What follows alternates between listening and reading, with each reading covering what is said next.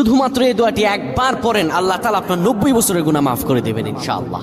আপনার 90 বছরের গুনাহ মাফ হয়ে যাবে যদি মাত্র এই দোয়াটি যদি একবার পড়তে পারেন। আপনার ভাগ্য খুলে যাবে, রিজিকে বরকত আসবে, মনের ন্যাক আশা পূরণ হবে, আল্লাহ আপনার সব দোয়া কবুল করে দিবেন। সুবহানাল্লাহি ওয়া বিহামদি। এত ফজিলত, এই দোয়াটা আপনারা শেয়ার করে দিবেন। এই যুবকেরা, আমল না করেও সওয়াব পাবা। তোমার একটি শেয়ারে, একটা বাটনে প্রেস করে তুমি সওয়াব পেয়ে যাবা। কারণ তুমি আমল না করো, অন্য কেউ যদি তোমার শেয়ারের বদৌলতে আমল করে, সওয়াব তুমি পেয়ে যাবা। নবীজির হাদিস। আমার ভাইয়েরা, আল্লাহর কাছে দোয়া করা, আল্লাহর কাছে দোয়া চাওয়া, এটি হলো মুমিনদের কাজ। আমার আল্লাহ বান্দাকে বলেন, বান্দারে উদউনি আস্তাজিব লাকুম, আমার কাছে চাও, আমার কাছে চাইলে আমি আল্লাহ তোমাকে দিয়ে দিব।